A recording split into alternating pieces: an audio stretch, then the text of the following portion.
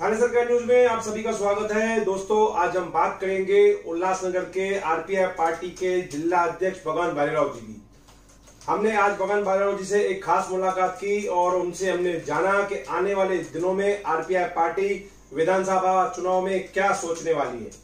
तो उन्होंने हमें बताया कि आने वाले दिनों में आरपीआई पार्टी की तरफ से भगवान भालेराव खुद अपने ओर से चुनाव लड़ने की घोषणा कर दी। उन्होंने कहा कि आने वाले विधानसभा चुनाव में आरपीआई पार्टी चाहे उनका भाजपा पार्टी से युति क्यों न हो, उसके बाद भी उन्हें आरपीआई पार्टी के राष्ट्रीय अध्यक्ष रामदास आठवले से उन्हें अनुमति मिल गई है कि आने वाले विधानसभा चुनाव में उल्लासनगर से 141 विधानसभा के क्षेत्र से भगवान भालेराव खुद चुनाव लड़ेंगे। आइए जानते हैं क्या कहते हैं आरपीआई पार्टी के उल्लासनगर के जिला अध्यक्ष भगवान भालेराव जी। हमारे साथ है उल्लासनगर शहर के आरपीआई पार्टी के जिला अध्यक्ष भगवान भालेराव जी। भगवान भालेराव जी हाल ही में उल्लासनगर महानगर पालिका के यहाँ पर नगर सेवक है और अपने पार्टी के गठन नेता है। आज हम इनसे एक विशेष मुलाकात लेते हैं उल्लासनगर के विषयों पर। कुछ पेचीदा मामले हैं जिनके बारे में आज भगवान भालेराव जी शहरवासियों के सामने खुलासा करने वाले हैं। भगवान भालेराव जी, पहला तो आपका थाने सरकार स्टूडियो में स्वागत है। धन्यवाद। भगवान भालेराव जी, ऐसी शहर में चर्चा चल रही है कि आने वाले विधानसभा चुनाव विधानसभा क्षेत्र 141 उसमें आप अपने ओर से आरपीआई पार्टी से चुनाव लड़ने वाले हैं। ये बात कहां तक सच है, इसका जरा खुलासा करें। उल्लासनगर में रिपब्लिकन पार्टी ऑफ इंडिया के हमारे यहाँ के पप्पू कालानी पहले रिपब्लिकन पार्टी के आमदार रह चुके हैं। तो यहाँ पे रिपब्लिकन पार्टी की उल्लासनगर में सबसे ज्यादा पार्टी के मानने वाले वर्कर यहाँ पे आठवले साहब का यहाँ गढ़ माना जाता है। तो रिपब्लिकन पार्टी का उम्मीदवार लड़ना लगभग तय है।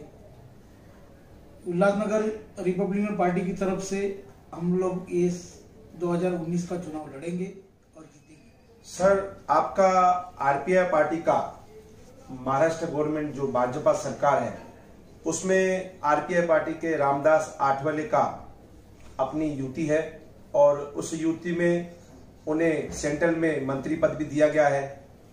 तो अगर आने वाले चुनाव में 101% मुझे उम्मीद है कि आरपीआई पार्टी की बीजेपी के साथ युति होगी।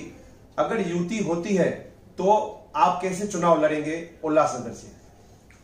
हमारी युति होगी या नहीं होगी, लेकिन उल्लासनगर में हम आरपीआई का कैंडिडेट खड़ा करेंगे, ये लगभग तय हुआ है।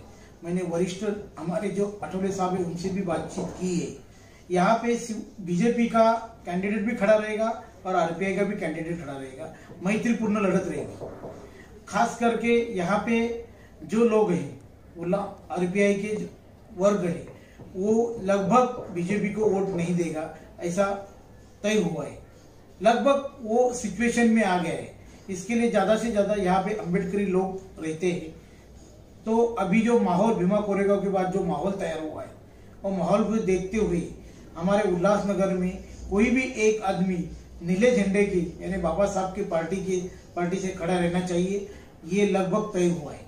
और ये तय होने के लिए हम रिपब्लिकन पार्टी से तरफ हमारा युति जरूर है। महाराष्ट्र में हमारे पिछले बार में आरपीआई और बीजेपी का युति था, तो भी बीजेपी के हमारे आरपीआई को जो सीट दिए उधर बीजेपी के आदमी खड़े हो गए और चुनाव जीत गए। तो हम बीजेपी के कैंडिडेट के सामने आरपीआई के आदमी क्यों खड़ा नहीं रह सकते? मैत्रीपूर्ण लड़त होगी और आरपीआई। भालेराव जी, पिछला अगर विधानसभा चुनाव की हम बात करें तो पिछले विधानसभा चुनाव में भाजपा और सेना की युति नहीं हुई थी और उसमें भाजपा पार्टी की तरफ से कुमार अलानी जी लड़ रहे थे और शिवसेना पार्टी के बोराड़े जी लड़ रहे थे और राष्ट्रवादी पार्टी के ज्योति कालानी चुनाव लड़ रही थी। सभी में कांटे की टक्कर हुई। बीजेपी और सेना के वोट बट गए। उसकी वजह से शहर की एनसीपी पार्टी की आमदार ज्योति कालानी बनी। अगर अभी तो युति शिवसेना बीजेपी की हो चुकी है, तो ये दोनों की युति होने के बाद और उल्लासनगर में एनसीपी पार्टी भी चुनाव लड़ेंगी, उसके बाद भी आप हक से किस तरह बोलते हैं कि आप चुनाव लड़ेंगे और जीतेंगे? आपने देखा होगा पिछली बार में शिवसेना और भाजपा की युति नहीं हुई थी। लेकिन भाजपा और आरपीआई की युति हुई थी। आपको ये शायद मालूम होगा कि भाजपा और आरपीआई की युति थी। लगभग कितने सालों में 25,000 वोट ये विरोधी भाजपा के गिरते हमेशा। तो कुमार को 40,000 41,000 वोट गिरे थे। वो कहां से गिरे थे? आरपीआई ने वोट दिए थे ना। आरपीआई वो मंच पे थी, आरपीआई उनके साथ में थी, कंधे से कंधा लेके आरपीआई ने काम किया है। तो मेरे ऊपर जो जवाबदारी 16 प्रभाग की थी, अभी का जो आधा 7 नंबर है वो पूर्वी का 16 प्रभाग था, उसमें मैंने 2100 वोट कुमार जी को मेरे वार्ड से दिलवाया है, मेरे बाजू के वार्ड से। मेरे वार्ड की जिम्मेदारी बीजेपी के पास थी, लेकिन ऐसा होने के बाद भी हमने बीजेपी के साथ काम किया है। शिवसेना के साथ कुछ 23,000 वोट वहां पे उस टाइम पे गिरे थे, जो मराठी के मुद्दे पे चले थे और वो गिरे थे। अभी हमने हमारा जो नीतिमत्ता है, हमारा जो चलना है, सेना और बीजेपी और आरपीआई का युति है। तो सेना और बीजेपी आप बोलते अगर कैंडिडेट खड़ा रहेगा तो सेना के साथ भी कुछ लोग वोट जाएंगे, कुछ आरपीआई के साथ भी आएंगे, लेकिन आरपीआई और बीजेपी मैत्रीपूर्ण लड़त ये इस टाइम पे होगी और भाजपा का भी कैंडिडेट खड़ा रहेगा और आरपीआई का भी कैंडिडेट खड़ा रहेगा।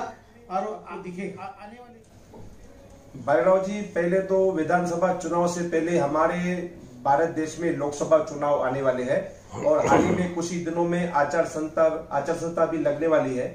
तो ये लोकसभा चुनाव में आपके आरपीआई पार्टी का मत कहां जाएगा? लोकसभा चुनाव में हमारे साथ अभी भी नाराज है। हमारे आरपीआई को जगह छोड़ी नहीं गई। अगर आरपीआई को जगह छोड़ने के बाद साहब हमारा डिसीजन लेता है, वो डिसीजन के ऊपर हम लोग चलेंगे। साहब ने अगर मोदी साहब को साथ दिया तो हम मोदी साहब को मदद करेंगे। अगर साहब ने दूसरे पार्टी को साथ दिया, वो पार्टी के साथ देंगे। हमारा साहब का डिसीजन अंतिम है। हमारे रामदास जी आठवले जो भगवान बालीराव जी, 141 विधानसभा क्षेत्र में जो आपके पार्टी के कार्यकर्ता है, उनको आप क्या मैसेज देना चाहेंगे आने वाले विधानसभा चुनाव में? हमारे न्यूज के माध्यम से उन लोगों को क्या मैसेज देंगे?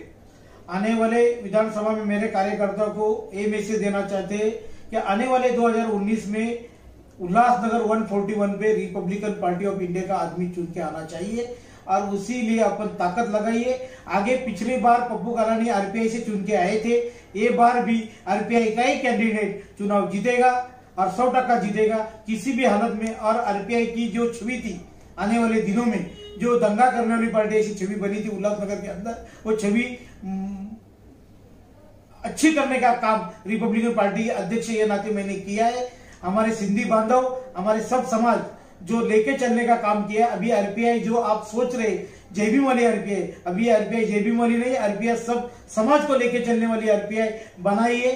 20% हमारे समाज में जय भीम के लोग हैं, लेकिन 80% लोग हमने पार्टी में अलग अलग समाज के लिए है। और आगे आने वाले चुनाव में आरपीआई पूरी ताकत के साथ और पूरी जोश से ये चुनाव लड़ेगी, जीतेगी और आने वाले दिनों में रिपब्लिकन पार्टी के दिन अच्छे। ये थे हमारे साथ उल्लासनगर आरपीआई पार्टी के अध्यक्ष भगवान बालीराव जी।